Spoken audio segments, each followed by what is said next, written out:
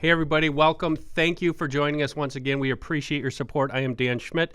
Today, we have special guest, Rob Arrington, coming to us from Florida. You might know him as the deer meat for dinner guy. Rob, thanks for joining us today. Hey, what's up, man? Stoked to be here. It's been going good here. It's much colder here than it is by you. Yeah. Literally, our weather outside right now is like what you dream of. It's like 70 degrees, bluebird skies, and we just caught a boatload of fish yesterday. We're gonna have a big dinner at my house tonight. Nice. Well, tell Sarah that it's about 30 in Oshkosh right now, and I don't know if we have the sun today or not. So. Yeah, I want none of that, man. I want none of that. I don't know if you remember this, Rob. You and I talked, I believe it was 11 years ago, and I can't remember where it was or what the situation was, but I had just seen your station, your channel, and you had done a video. Ian's going to show it here. Ian, before we show that video, you know what I've always wanted to be when I grew up, right? Baseball player? Yeah, which one? Gorman Thomas. Gorman Thomas, Milwaukee Brewers. Guess who I would like to change that to if I was a YouTuber? That guy right there. This guy started the whole thing, basically. I mean, if you go look back, Rob, correct me if I'm wrong. You guys started like 12 years ago? It'll be 13 years in a month. 13. And when you started, it was just with your phones, and you were just like, hey, you know, we want to experience everything we can possibly experience, and you just started posting videos, and it didn't take long for this to catch fire, did it? No, it's funny, like the cat's out of the bag now. We all know we make a living doing this. But whenever I first started, so I had done a lot of shows on like History, Discovery, Animal Planet, ESPN I'd filmed for, obviously Outdoor Channel and Pursuit Channel and whatnot. And I'd been doing TV for like 7 years. Well, all of a sudden, that whole time buy model, I was like, this is dumb, man. Why are we buying airtime and using products now that are going to be like on the shelves in a year? None of this makes sense. So I backed out. I told everybody I wasn't going to renew any of my contracts. And I was in my condo at the kitchen. In the kitchen at my condo cooking deer meat. And I was like, I wonder if there's a website about different deer meat recipes. So I looked it up, and it came up buy now on GoDaddy for $9.99. I'm like, oh my God, deer meat for dinner is not taken. So I buy it, and I just started making videos. And my goal was to try to land a big network deal. Well, after about a month, I saw it starting to catch fire. You know when things are going to get momentum, and I saw it starting to get momentum. And then I had less than 1,000 subscribers, and I did a video skinning a gator, did real well. I think it had 1,200 views. So at that time, 1,200 views was like, That's dude, awesome. we broke it. How? Well, right after that, I made a video how to cook gator tail, and Everglade Seasoning called me.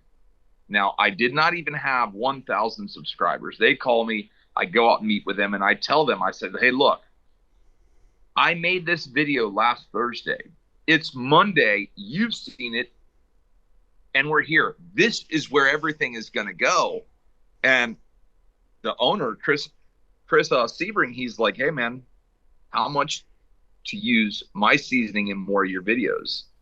And I was shocked because it was like, this was all new. And he's asking me about money. And so I thought, what bill will he pay? Well, I picked rent. It was $1,000 a month. So I said, hey, for $1,000 a month, I guarantee you I'll do 2 awesome videos per month. At the end of the year, you will have paid $12,000 for 24 videos.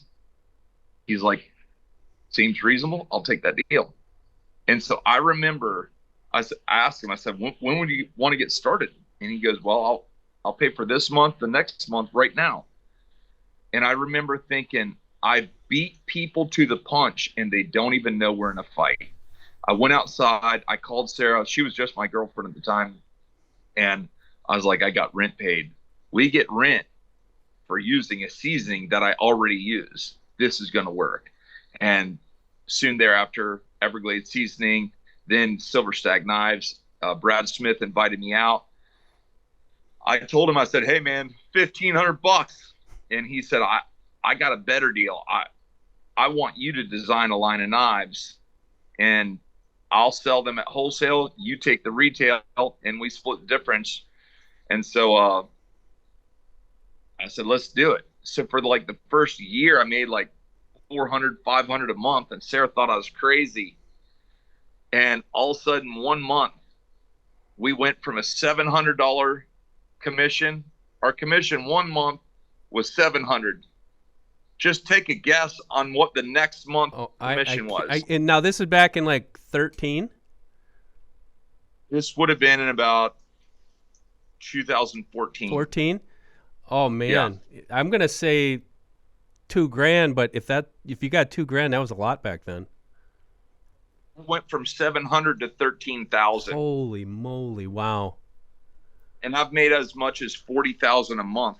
And now I'm telling you numbers that aren't really applicable. It's not part of this conversation, but I'm just telling you because we're talking about the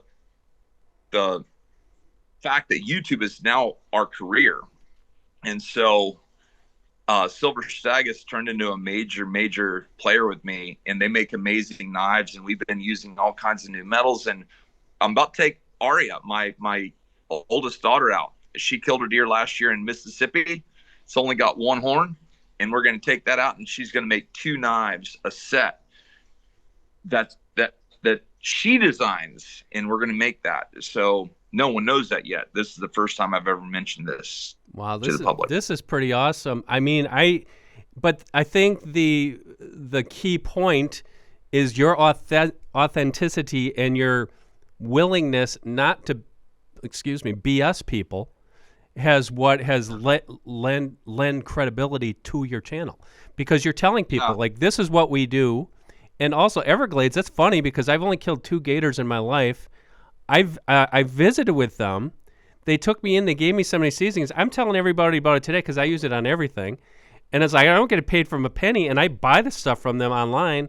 It's funny that we had that connection because I was not aware of your connection with Everglades seasonings. Yeah. So here's something funny. Like with Everglades seasoning, they signed me for $1,000 a month in 2013. What do you think they pay me now? $1,000 a month. $1,000 a month. Yep. I've never rated a nickel, and he pays me every year in January. He sends me just a check, and then I donate that check to a family that needs it. Because bless your heart. When I signed that deal, it was like my head was underwater, and he was giving me oxygen. And so, there's a lot of big things coming up that I'm not privy to talk about right now, but lots of really cool things are coming down the pipe. Wow, that is awesome. Congratulations, Rob. You guys deserve it. I've followed your story actually since you guys been dating, and I know that Sarah's got her own page now, but you guys, you've taken it from, the way I'd look at it is you're born and raised in Florida, right? Born and raised. Born and raised. It's deer meat for dinner, but if somebody lands on there, if you've never seen this page, you're like, wait a second, this guy's killing iguanas and shooting pigeons and doing all this stuff. It's like, you're living the life, and that's what I mean by it's like, it has got to be very cool to not only be able to do all those different things, fishing, crab hunting, things like that, but to do it for a living. Yeah. You're probably on my channel right now. You can take your finger and just scroll as fast as you want and stop anywhere. No matter where you stop, you're going to say, oh, that's cool. You're not going to say, oh, that's content. You're going to say that. So right now, Austin's at my house. We're going to have a big dinner here tonight. Yesterday we went out, we caught a bunch of golden tile fish, big amberjack and whatnot. Earlier this year, we killed a moose or 4 moose in Alaska on a completely do-it-yourself hunt in an area that was completely dangerous. But we're having a big dinner here tonight. We're making moose loin and moose chili and golden tile fish, and we're going to have a big dinner here. He's just in there filming all the setup and whatnot. But he shows up here like Austin is my right hand man. He's always with me. He's been all over the world with me. When he shows up to my house, he never knows what we're going to do. The weather always dictates what video you see, the weather and the season. So whenever I look outside, I check my forecast. What's the next day? What's the next week look like? If I see good weather coming, I plan some fishing stuff. But I'm very, very blessed. That's why I do so much with other people. That's why I just take people with me, because I know I'm blessed. I want to turn that blessing over to them. I want to make someone's day. You never know what someone's going through. You never know what difficulties they're dealing with or what's in their head that's really troubling them. Maybe they're dealing with financial difficulties, sickness, marriage problems. Who knows? I just want to take them out and let them forget about that for just a period of time and go have a really good time. Sometimes that's all you need. Like if your battery's dead, your car's useless. But sometimes just a jumper cable starts your car and you're good to go. Sometimes that's what we do. I know I did a video several years ago, probably 8 years ago now. I was out in Washington, and we're doing a fishing video on the Samish River, catching king salmon. And there's a guy named Guy. His name is Guy, and he's down there. He's just whaling in these salmon. I go down there, and I say, "You mind if I just sit here and watch you?" He's watching me, and we're filming. We're doing our thing. And when he caught his limit, I said, "Do you mind if I fish in that hole?" He's like, "Yeah, you fish right here." And I caught my limit, and I was over, and I got a time lapse of there was like this skeletonized sign, and we had the sun behind it, and we had the sign in a time lapse, and the clouds were ripping by it and whatnot. And I just talked about it. I talked with him, and he said, "Yeah, my dad and I fished here the day this hole was opened, and I always fish in the same spot. And my dad has recently passed away." And we had a short conversation, and at the end of the video, he didn't know this, but I had that time lapse, and I had in memory. I don't remember his name, unfortunately, but I had in memory of him.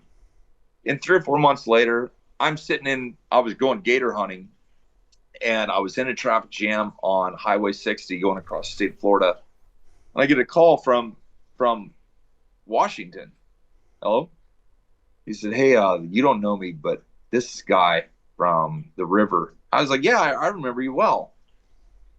He's like, "Since my dad died, I've been carrying around a lot of burden, been very unhappy, and life just hasn't been enjoyable for me." He goes, "But I just watched your video, and all those burdens were shed. I feel like a new person, and I want to thank you." So that to me was like a jumper cable. He just, poof, all of a sudden he's working again. And he and I are good friends to this day. He always calls me, invites me back every year to the river.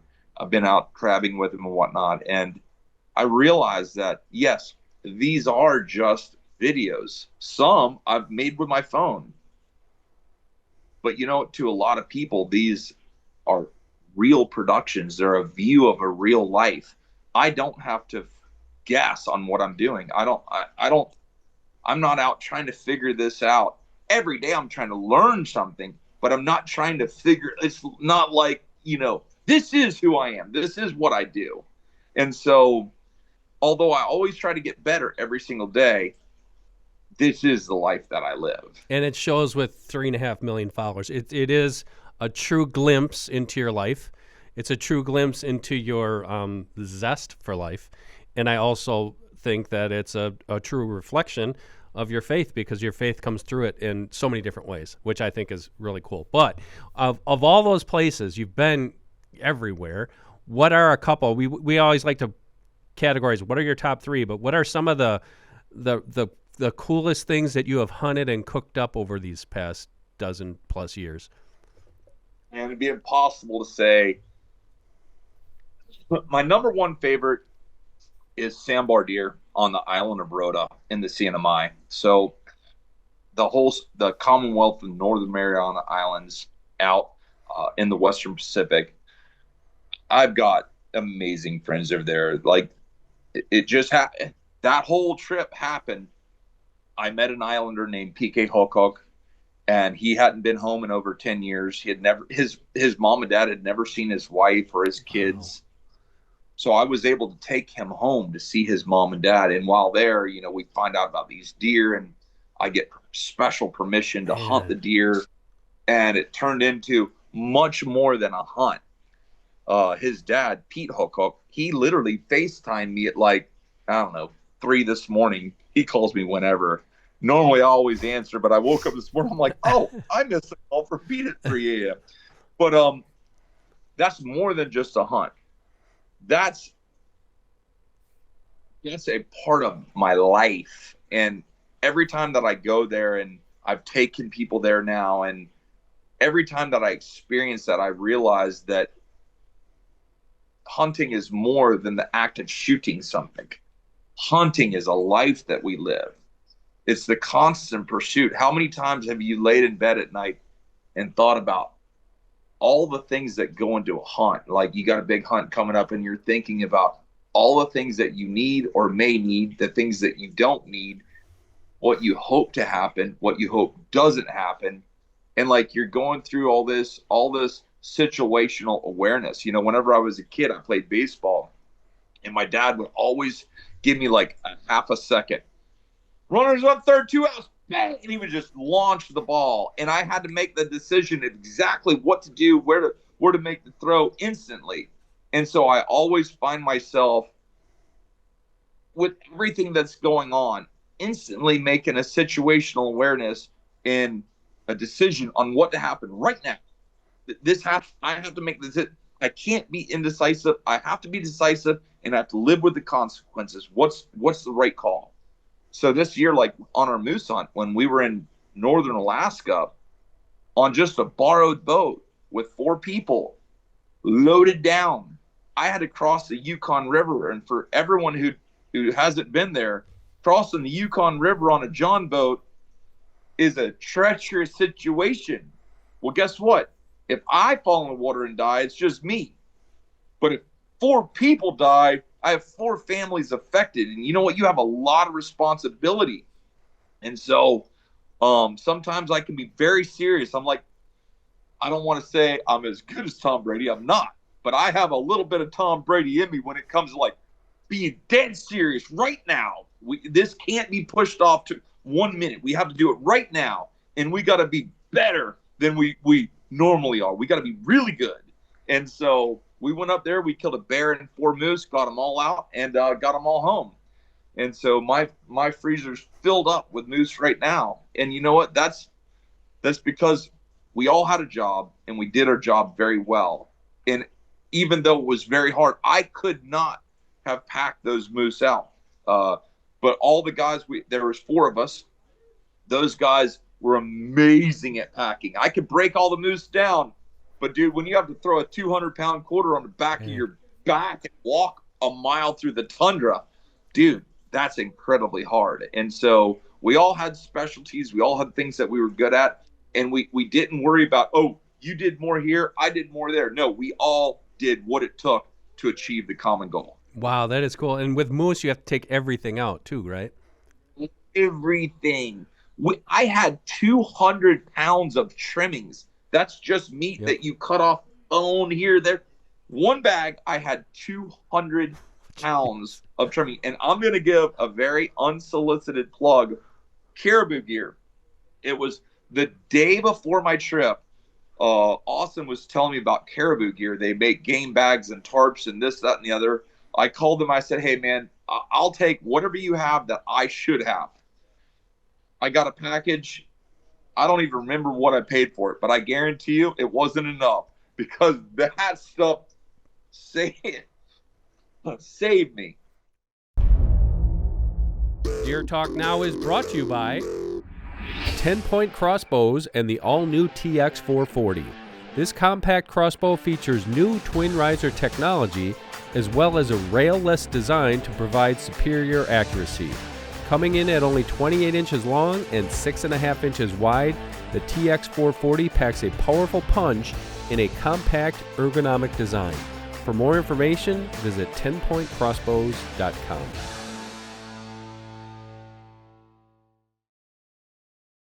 let's just rein it back to a. That is well. You said the sandbar stag, right? So that would be a favorite deer hunt. What about a whitetail hunt? Anything pop out of mind? I know you had I've got, just like you. I mean, we've hunted a lot of deer, and so Floyd, my friend Floyd, is here with me right now. I met him on a Make-A-Wish Foundation. It was not through the foundation Make-A-Wish, but it was basically a Make-A-Wish hunt. He was a captain on the Mississippi River. He got bit by a brown recluse. It killed his liver and his kidney. He got transplant. Really, he was in a wheelchair for 2 years. And when he finally could walk, he wanted to go gator hunting. Well, I took him on a gator hunt. We had an amazing time. I probably pushed him 10 times harder than I should have, but we killed a big gator, and it was amazing. He then invited me up to his farm in Chester, Illinois. He has the best 80 acres in the history of the world. It's the perfect 80 acres that he takes exquisite care of. And the last 4 years, me and Sarah have killed deer every year up there. Really nice deer. And one deer that really sticks out to me was 2 years ago. I was hunting in a really, really thick area, super dark, and the buck I was after, he came just marching in really fast. He was in really thick stuff. I could barely see. When I drew my bow down, I only had a tiny little window, but I practiced a lot. I put it right there. Whack, I drove the deer. He went 25 yards and piled up. It didn't matter how he was a big, heavy horn 8-pointer. It wasn't the fact that I killed that buck. It was the fact that I knew he was going to be there eventually. He came in super duper late. I made exactly the shot that I'd been practicing, and he went 25 yards and piled up. When I saw the deer, I was ecstatic. I was super excited. But the fact that everything went down exactly right, and I was at Floyd's property, and then we went back and had a big dinner and just a great time. My daughters were there. My wife was there. We were all there. It just was a full circle. It was amazing. And then another one was this year during shotgun season. We'd hung a stand 3 years ago. I'd never set foot in it. And we were, like right before gun season, you're always trying to figure where you're going to sit, And I was shooting a 350 Legend, just a tiny little gun. It's a Beretta T3 350 Legend, and it was a Tika T3, and I'd never killed a deer with it. So I'm sitting there, and me and Austin, a lot of times when we're filming, I tell them what my threshold is. Sometimes it's just, hey, a legal buck walks up, I'm going to kill that thing, or try to. And sometimes I'm like, look, man, it's going to take a pretty good one. But on this day, it was like, hey, any respectable rack buck, that's what I'm after. So I'm sitting in the stand that I'd never sat in before, park my butt in it, and trying to get comfortable and figure out, where do I expect the deer to come from? I'm looking up over this hill. There's hardwoods all around it. I've got about a 10-acre patch out in front of me that I expect the deer to sort of flank the side of. Dude, I've been sitting in the stand like half an hour, and here comes this buck running over the hill. He's out there 130 yards looking right at me like he knows I'm in the tree. My only shot is head on right here. I'll drill the deer. He takes off running. I shoot him again. He folds up in the field. And I thought, yeah, that's a nice buck, man. That's definitely a shooter. So Austin is always looking at footage. He goes back to see what he got. He's always worried he doesn't have it, but he always has it. And he goes back, and he talks. I talk very loud. He talks very quiet. He's like, and I hear him say, I'm like, what's that about? He's like, I think you're going to be really happy with a deer. Like, pretty good one? He's like, yeah, it's pretty good one. I'm like, well, let's get out of the tree and go look at him. So I climbed down, and he turned out to be 165-inch, really cool buck. I watched that video. That was in Illinois, right? Yeah. Awesome buck.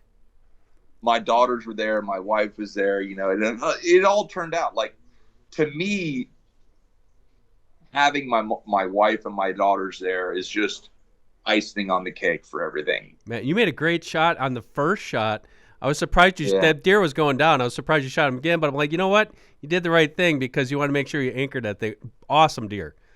That Hey, was just this past season, right?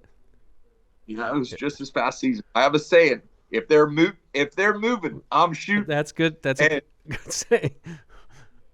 how many deer have we all seen people let get away? Oh, the deer's dead, and it stumbles into the woods and they never find it. So I was gonna let the deer fall right there, but the second he looked at the woods above him, wow, I had one right in the center of his neck. And that's another reason that I really stress shooting. So many people put their emphasis on scouting and lack on shooting.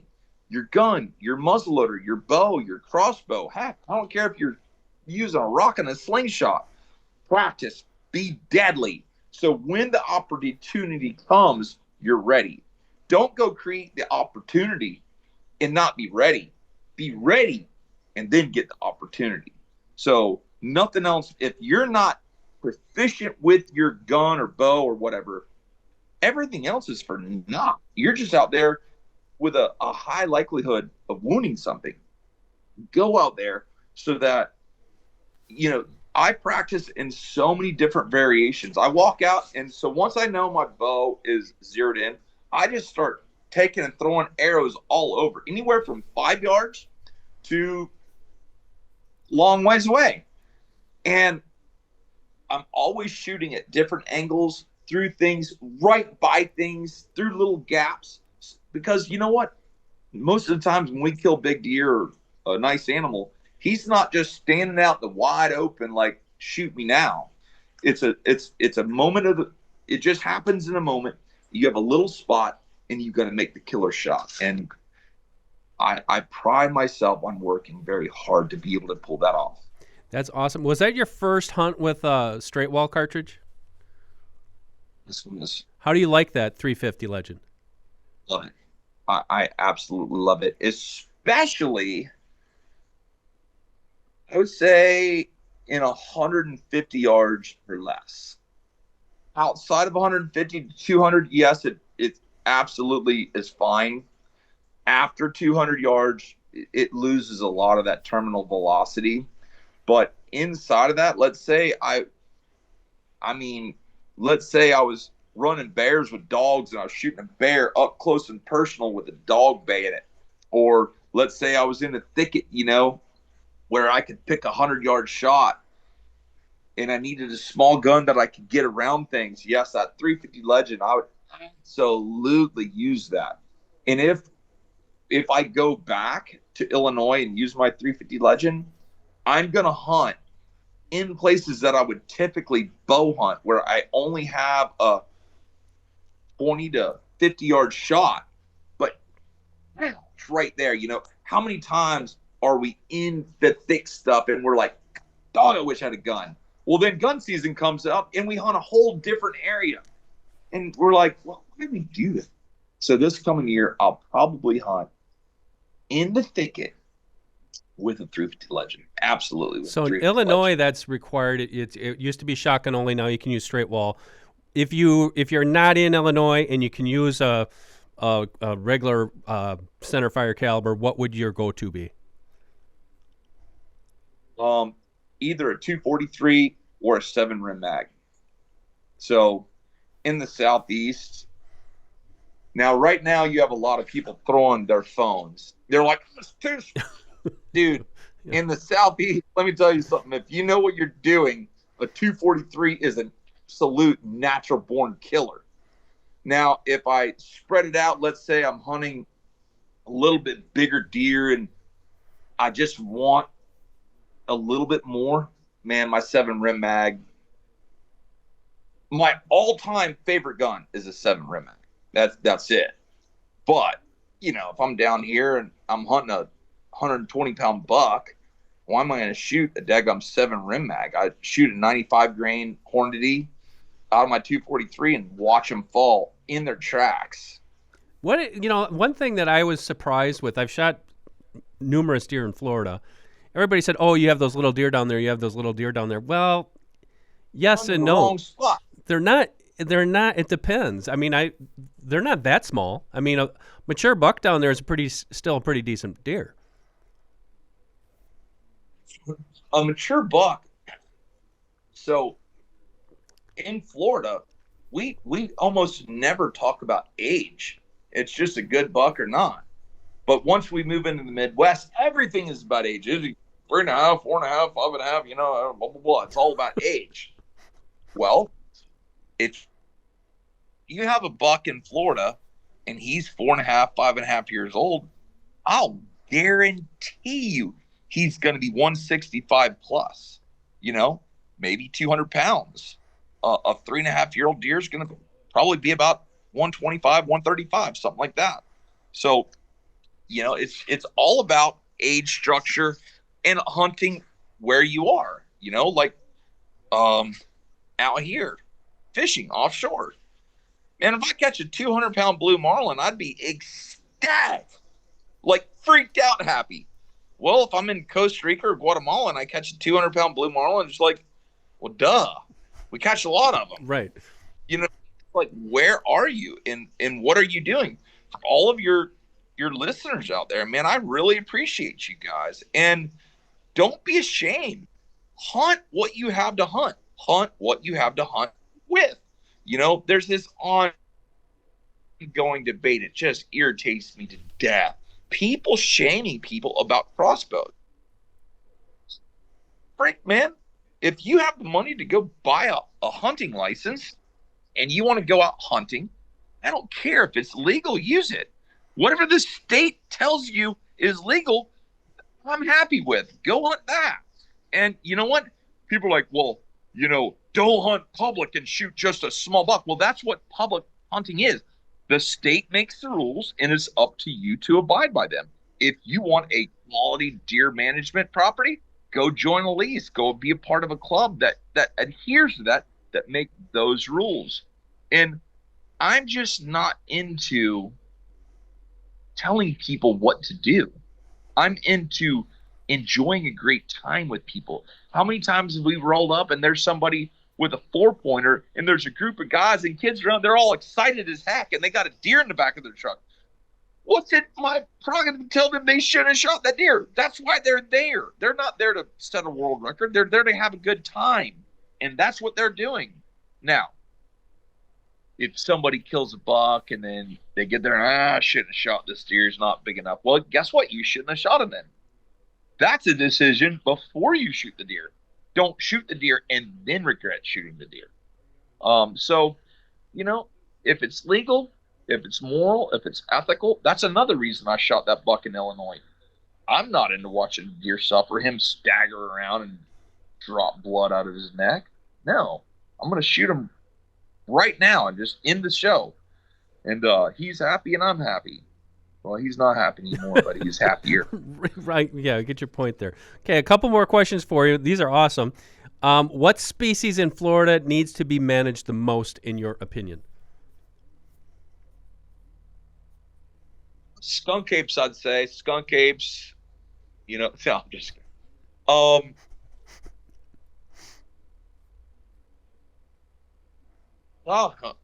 I'd say iguanas, really. Really? Iguanas, yeah, iguanas. Because, I was born and raised here. 20 years ago, you drive down south, there'd be flowers everywhere. There ain't no more flowers.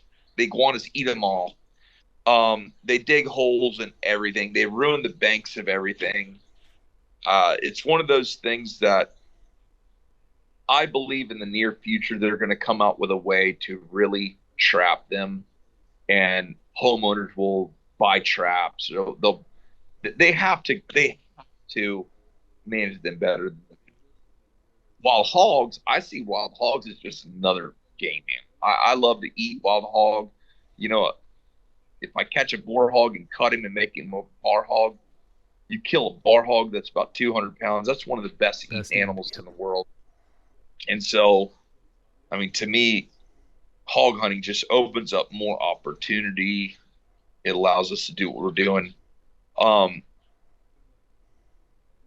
You're splitting hairs between the iguana and the python. The python pretty bad animal. It's really wrecked the small mammal population in the Florida, like in the Everglades down there. The pythons are a bad deal, but all those invasives, pythons, iguanas, rock monitors, all of them. And And it's stuff on our some fun ecosystem. opportunity. Okay, back to deer, and then one question after that. You're the deer camp for dinner guy. What's your favorite way to eat venison? Oh, definitely. My all-time go-to comfort food that I just love is when my mom cooks deer meat. It don't matter if it's a ham steak, shoulder steak, backstrap, tenderloin, you name it, man. She just cuts little steaks, batters them up with some flour, salt and pepper and Everglades, fries them, makes some brown gravy, has some rice, man. Dude, that to me is heaven right there. That's comfort food. And our last question for you, Rob. This is crazy. I didn't even have to ask too many questions. You did all the work for me. Um, your craziest hunting story. What is it? And I believe you're going to say it happened in 2023.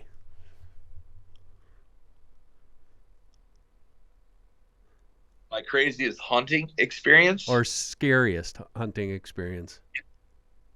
when I had my stroke, May 13th, 2023. Um, Take Me us and my through daughter that. Ari.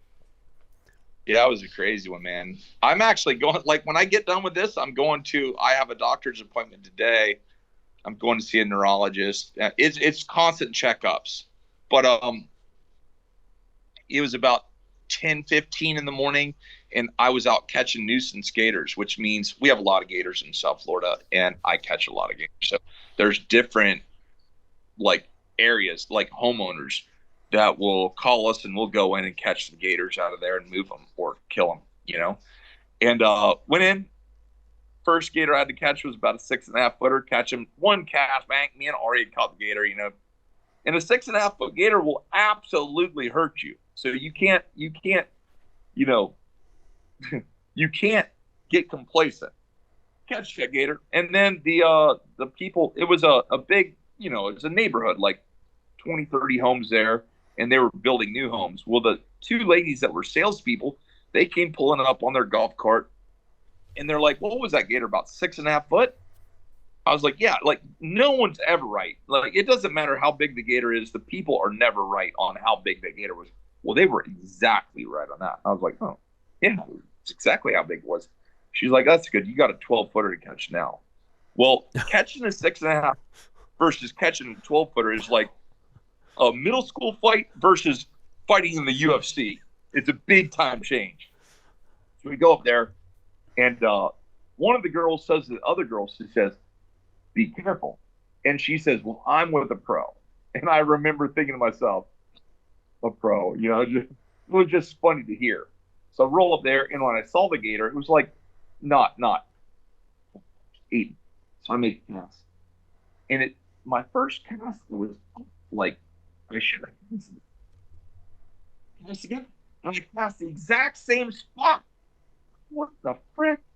To make another cast, the third cast, I hooked the gator, and I had a fan walked up, and the fan was like, "Man, you mind if I FaceTime?" I'm like, "Ah, some fight the gator," and all of a sudden I like fell into him. I feel myself falling, and I was able to catch myself barely, and I looked down to see if I'd stepped in a hole, and I went to talk, and when I went to talk, dude, I knew Rapate is having a problem. Rapate is my name in Fiji. And so I didn't want him to get scared. So I just leaned on the rod, and I was praying to God that the gator would just go to the bottom and hang on. And like I could lean on him.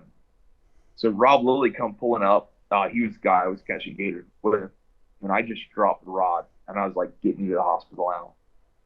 Cleveland Clinic in Port St. Lucie was literally like 2 miles away. We could actually see it. I got in the truck barely. My daughter got in the truck. He just drove right at the front doors. I walked in, and I remember saying, "I need help." As I was driving to the hospital, probably the saddest thing I've ever said in my life. I remember it perfectly. I just said, "Aria, pray for Dad. And I knew that I had a long, hard road that I was getting ready to go down. And I knew that my only hope was prayer. Like I knew I needed help moment. And so whenever I walked in and I said, I need help, dude, that hospital, I can't say enough good things about them. They snapped into action. They treated me like I was Trump walking in the door. They just snapped into action. And just so happens, one of their lead stroke doctors, Dr. Mark Babby, amazing guy. He's a French guy. He was my doctor. I could not have possibly found a better doctor at a better hospital. They started treating me, and your memory and all that, like you lose all that when you're having a stroke. You don't remember everything. So once I was in the hospital, I just remember everything happening so fast. It was like I was in some kind of circus ride. I'm going back and I'm throwing up everywhere, and like I was fading. Well, they got me under control, and later that night, my first stroke was a hemorrhagic stroke, which means I was bleeding on. That night, I had a clot in the back of my brain, so I had another that night, and luckily, I was at the right place at the right time, and spent 4 days in ICU, and was in the hospital after that, and I came home, and I consider, your brain is a work in progress. You're always training your brain. Your brain's always working. Editing, I consider the best therapy in the whole world, because when I edit, I have all these clips on my left side that I have to memorize where they are, what they are. And then on the right side, I'm taking my right hand and I'm moving my mouse, grabbing things, dropping things. And it's like you're constantly working your brain and your like my biggest deficit was my right arm. Well, I had to make my right hand do what I wanted to over and over and over and over again. And I'm not one to quit. I'm one to stay after something. I'm not okay with the status quo. And I still deal with things that people don't even know. I don't even tell Sarah most things. I just mentally just work on. And so, man, well, we're glad to have you back. I mean, I'm sure there was some rehab there for you. Well, yeah, every day. And it's just, it's amazing that you kept that drive and you got yourself back to what we would say normal. That electric personality that we've grown to know for the past 13 years. I really am honored that, when Amanda called me and asked me, she said, "Do you want to do this podcast?" I was like, "Absolutely." It's such an honor that you would reach out and do this with me. I don't believe that any of us are professional. I just believe that some of us have more opportunity than others, right. And get to do it more than others. I take very seriously the opportunity that I have to do what I do and to come on your podcast and be mentioned among my peers and to just live this life. I really thank God that I have this opportunity. Well, that's awesome, Rob. Well, we very much appreciate you taking the time. Just a fabulous insight into your life and your family's life, and all of my blessings or goodwill blessings towards your family for today and moving forward. Well, now it's my turn to return the favor. If you ever want to come down here and go do a hunt with me, you'd be more than welcome at my fire anytime. We have room at the house. Come stay with us, and we'll go do a video. Awesome. I'll go show you that it's not a production. It's just the way it is. Well, if you guys get back, does her parents still live down here in Oshkosh? I think they live at my house now. They're probably inside listening. Oh, okay. They're listening to this. Well, if you guys ever get back here, we're 20 minutes up the road. So we take you turkey hunting or something. Yeah. Yeah. Awesome. All right. Thanks, Rob. Say hi to everybody for us. You have my cell. Call me or text me anytime. Awesome. Appreciate it so much. Thank you. That was awesome right there, folks. That was one of the best podcasts we've had this year. Rob Arrington, Deer Meat for Dinner. Check it out. Also, we talked about Sarah. Sarah started with Rob doing this podcast. Hers is called Deer Mom on YouTube. Check that out as well. And, again, we just appreciate everything you guys do for us and how you support this channel. And just keep supporting us with likes and subscriptions, and we'll keep bringing them to you. For Rob Arrington, I am Dan Schmidt. Thank you for joining us. We'll catch you next Thursday for another episode of Deer Talk Now.